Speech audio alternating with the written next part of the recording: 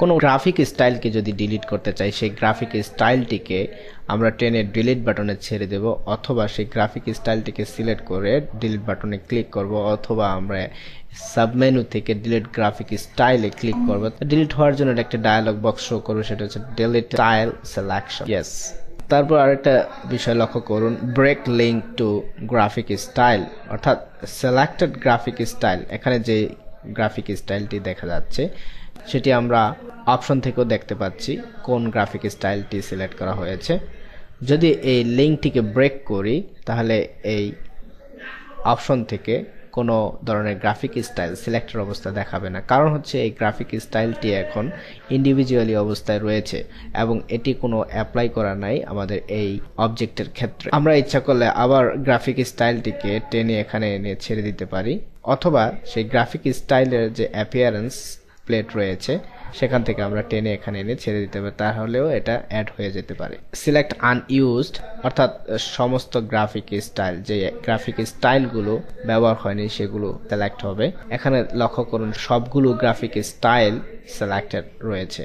এর কারণ হচ্ছে লিঙ্কটি ব্রেক করার পর এখন কোনো গ্রাফিক স্টাইলই অ্যাপ্লাই করা হয় নাই এমন। ওকে, গ্রাফিক স্টাইলগুলোকে যদি আমরা শর্টিং করি, শর্ট বাই নেম আকারে, এবং এর বিভিন্ন ধরনের ভিউ লক্ষ্য করা যাচ্ছে, thumbnail view, small list view, large list view. Small list ভিউতে এর নাম সহকারে স্টাইলটি শো করতেছে। উপরে যে গ্রাফিক স্টাইলটি দেখা যাচ্ছে সেই গ্রাফিক স্টাইলটি একটি ডিফল্ট সেটিং অবস্থায় রয়েছে, অর্থাৎ আমাদের এখানে যে ফিল এবং স্ট্রোকে ডিফল্ট সেটিংটি রয়েছে সেই গ্রাফিক স্টাইলের ক্ষেত্রেও আমাদের ডিফল্ট সেটিং সেম, এবং অ্যাপিয়ারেন্সের ক্ষেত্রে আমরা সেটা লক্ষ্য করব। দেখুন, এখন দেখুন লার্জ লিস্ট ভিউতে একটু বড় দেখা যাচ্ছে। গ্রাফিক স্টাইল অপশন, অর্থাৎ কোনো গ্রাফিক স্টাইলকে যদি সিলেক্ট করি তার অপশনটি এখানে দেখতে পাবো, অর্থাৎ একে রিনেম করার জন্য আমরা এই অপশনটি ব্যবহার করে থাকি।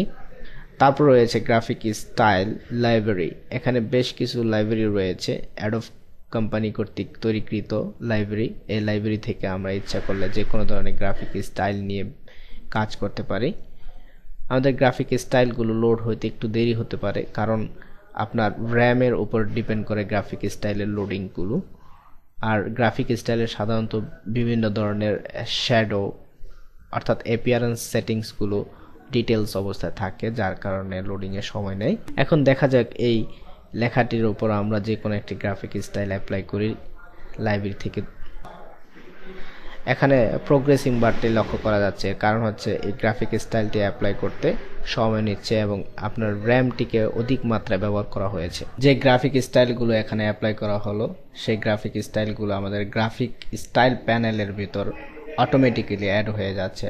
আর যদি আপনার প্রয়োজনীয় গ্রাফিক স্টাইলগুলোকে আপনার গ্রাফিক স্টাইল প্যানেলে অ্যাড করতে চান, সেখান থেকে যে কোনো গ্রাফিক স্টাইলকে শিফট ক্লিক করে সিলেক্ট করতে পারেন একটা রেঞ্জ এর আকারে।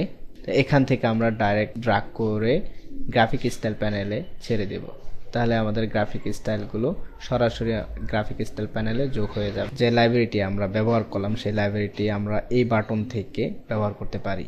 এখানে দুটি বাটন লক্ষ্য করা যাচ্ছে। দুটি বাটনের অর্থ হচ্ছে আপনি এর পূর্ববর্তী গ্রাফিক স্টাইল লাইব্রেরিতে যদি যেতে চান, শুধুমাত্র প্রিভিয়াস বাটনে ক্লিক করলে পূর্ববর্তী গ্রাফিক স্টাইল চলে যাবে এবং নেক্সটে ক্লিক করলে আমাদের পরবর্তী গ্রাফিক স্টাইলে চলে আসবে। এভাবে এই বাটনগুলোকে ব্যবহার করে আমাদের গ্রাফিক স্টাইল লাইব্রেরিকে সুইচ করতে পারি। নিচে আরেকটি বাটন দেখা যাচ্ছে, এই বাটনটিতে ক্লিক করার সাথে সাথে আমাদের গ্রাফিক স্টাইল লাইব্রেরিটি আবার ওপেন হবে। সেই ওপেনকৃত গ্রাফিক স্টাইলগুলোকে আমরা এখানে ব্যবহার করতে পারি, অর্থাৎ এখানে ক্যাটাগরি আকারে গ্রাফিক স্টাইলগুলোকে দেওয়া আছে। আপনারা এই গ্রাফিক স্টাইলগুলোকে ব্যবহার করতে পারেন বিভিন্ন পারপাসে। তাছাড়া আপনার কোনো গ্রাফিক স্টাইল অন্য কোনো ডকুমেন্টস থেকে থাকলে সেই ডকুমেন্টস থেকে গ্রাফিক স্টাইলগুলোকে উদ্ধার করার জন্য আদার লাইব্রেরি থেকে আপনি ক্লিক করে আপনার পছন্দনীয় যে গ্রাফিক স্টাইলগুলোকে আপনার ফাইলে ব্যবহার করেছেন সেই ফাইলটিকে এখান থেকে ওপেন করতে পারেন। এখান থেকে ওপেন করার পর আপনার গ্রাফিক স্টাইলগুলো সরাসরি আপনার স্ক্রিনে শো করবে। দেখেন আপনার গ্রাফিক স্টাইল, অর্থাৎ এই গ্রাফিক স্টাইলগুলো দিয়ে আপনি কাজ করেছিলেন এমন। তারপর যে মেনু আইটেমটি রয়েছে সেটি হচ্ছে সেভ গ্রাফিক স্টাইল লাইব্রেরি, অর্থাৎ আমাদের কোনো গ্রাফিক স্টাইল লাইব্রেরি সেভ করতে চাইলে এই কমান্ডটি ব্যবহার করা যেতে পারে। তো প্রথমেই গ্রাফিক স্টাইল লাইব্রেরিটি সেভ করার জন্য যে কাজটি করণীয় সেটি হচ্ছে প্রত্যেকটি গ্রাফিক স্টাইলগুলোকে আমরা প্রথমেই ডিলিট করে দেব। তো ডিলিট করার জন্য সিলেক্ট করতে হবে প্রথম থেকে, অর্থাৎ এইখান থেকে শেপ ক্লিক সবগুলো সিলেক্ট হয়ে যাবে। এখন ডিলিট করে ফেলি, ডিলিট গ্রাফিক স্টাইল। এখন একটি মাত্র গ্রাফিক স্টাইল রয়েছে, এটিকে ডিলিট করা সম্ভব না কারণ এটি হচ্ছে ডিফল্ট সেটিং। এখন কোনো গ্রাফিক স্টাইল আপনি তৈরি করে থাকলে সেই গ্রাফিক স্টাইলগুলোকে অ্যাড করতে পারেন, সরাসরি টেনে এখানে ছেড়ে দেবেন, অ্যাড হয়ে যাবে। এভাবে ঠিক গ্রাফিক স্টাইলগুলোকে আপনি এখানে সাজিয়ে বিভিন্ন নাম দিয়ে, অর্থাৎ আপনার গ্রাফিক স্টাইলটিকে সিলেক্ট করে সেটিকে গ্রাফিক স্টাইল অপশন রিনেম করে এখানে সজ্জিত করে রাখতে পারেন। তারপর সেভ গ্রাফিক স্টাইল লাইব্রেরি, এখান থেকে গ্রাফিক স্টাইলটিকে আমরা সেভ করতে পারি। এখানে গ্রাফিক স্টাইলটি সেভ করার পর আপনি যখন কোনো গ্রাফিক স্টাইলকে ওপেন করতে চাইবেন তখন এখান থেকে গ্রাফিক স্টাইলটি ওপেন করতে পারবেন। তার জন্য আপনার আদার লাইব্রেরি গ্রাফিক স্টাইল থেকে এটিকে ওপেন করতে হবে।